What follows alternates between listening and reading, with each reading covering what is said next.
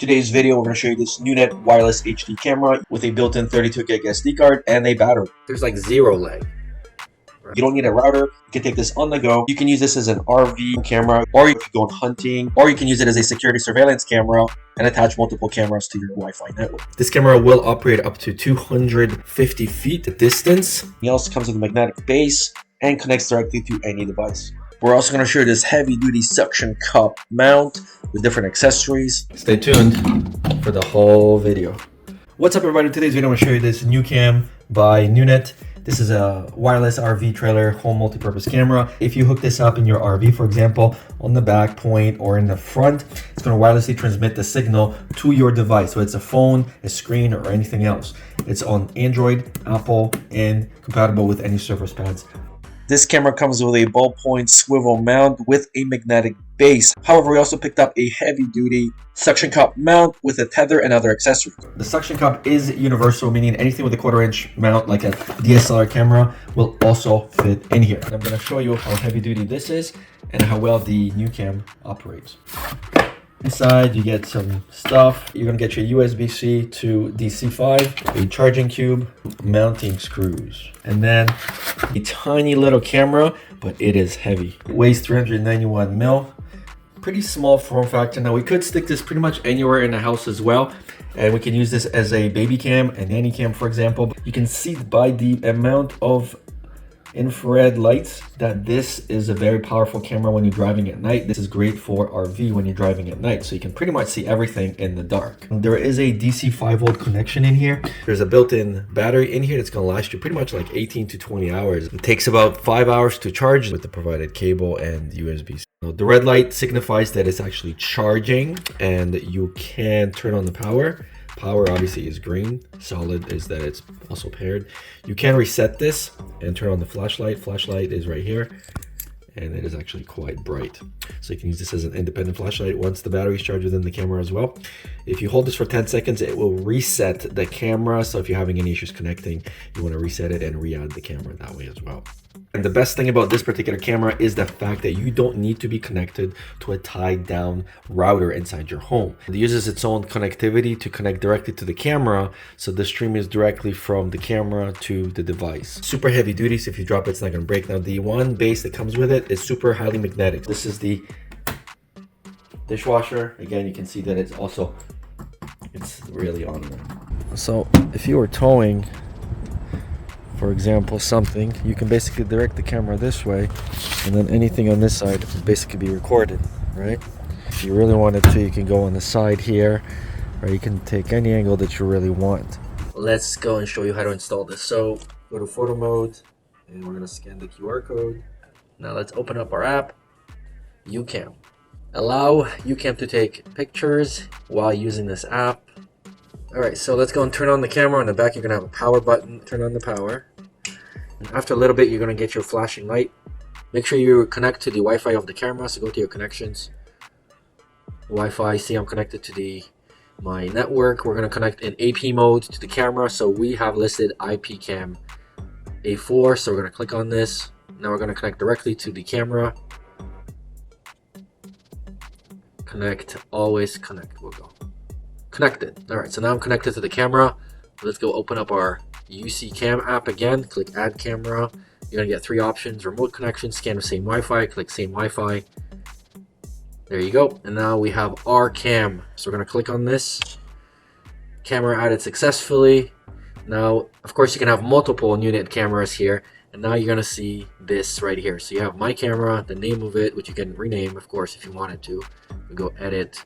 And I can call this anything that I want. For example, we'll call this front cam. You can also add a password in here. We're not going to worry about that. You can add a subscription.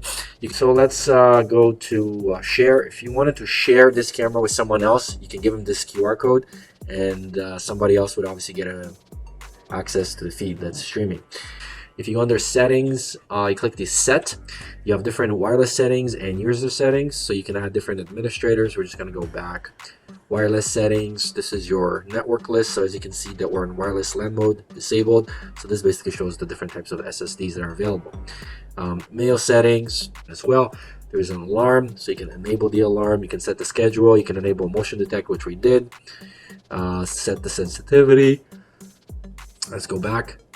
Let's click on this, and boom, look how sharp this is. There's like zero lag, right? You can see that. Let's turn off the light. Immediately you have infrared. Oh my goodness, it is super sharp. Let's see how far back it goes. So you can make out anything as you're driving up to 50 feet, which is super cool. The app is not just for this camera, so there are some functionalities that you're not going to be able to use. For example, you can't press to talk because there's no speaker on the camera. Also, you can't put a different SD card in, so your maximum is 32 gigs. Also, I wish you could activate the flashlight inside the app so you wouldn't have to manually click it, especially if you mount the camera inside your hood so you can see the front as you're driving. So you can take snapshots and record videos, and you can do playback where you see all the images and videos recorded. This camera is weatherproof. Now when I say weatherproof, I always mean winters. So on the bottom here, you got your 1/4 inch thread, meaning that any tripod type mount can go in here. Now let's pivot over to this suction cup mount. You can see that the way the suction operates, you press this on a surface and you squeeze, and this is going to hold it. Now, of course, this is not going to work on countertop. This is a glass suction, so basically you stick this on the surface, you pull this in, and this door won't come up. Now you can't even remove it. You have to open this, and only then does it come off. In addition to this mounting hardware, they did give you a tether just in case when you're driving and it actually fell off. You hook it around the base here, and then you take this and then you attach it somewhere nearby. And this is going to make sure that if the suction were to let go, it's still going to hold on. Now I'm going to show you how to attach this camera. This is the unit camera. It's bought separately to the suction mount. Now you're going to note all these mounting holes here. So here's one accessory they provided you with. This has a ballpoint joint right here. So you just tighten this up and grab this fly nut and then tighten this up. All right, so now we've got a fly nut here. Then we take this with a tether, attach it, tighten it. This is on, and now this, see, you can rotate this. And now we can attach anything we want to this. Now we take this camera and we just tighten this up.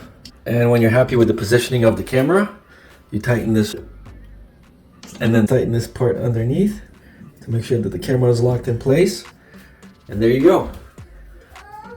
So that is one way to mount at least the camera they provided you with. Very easily you can adapt how you want to see this. So again, if you had an RV, very easily to get the angle that you actually want, and it's not gonna fall off. Now this provided you with this phone mount, so this also has a 1/4 inch thread. This is attached right here, so let's put this on.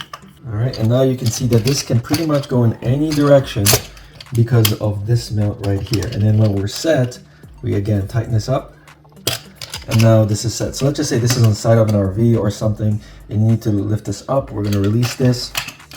We basically do this, and then we just tighten this up.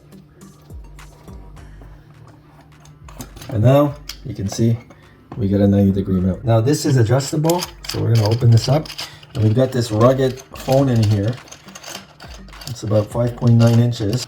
All right. And the reason this is a screw is because this is going to be hanging outside, so you don't want to have a band that contracts automatically. That's why this is much better for that purpose. All right, so now this is in. Tighten this at the back. And then these rubbery things are also another safety measure. We're going to stretch this over onto the sides of the phone like this. See? So now this is here. This is here. Now let's go and put this back on our glass. There we go. And let's say we want to adjust this. We're going to undo this. There we go. And now we can basically position it any way we want. This way, that way, whichever way we want. See? And then we tighten this part up. And there we go. So now we have our phone mounted. So whether it's a camera or a phone, if you're looking for a great glass mount or one that you can stick to the RV windows that does not let go of your phone and or camera, this is something you want to consider. This is made of metal, thick plastic, and then the assembly of the camera is metal as well. Very, very thick, heavy duty items. Thanks for watching. See you guys in the next one.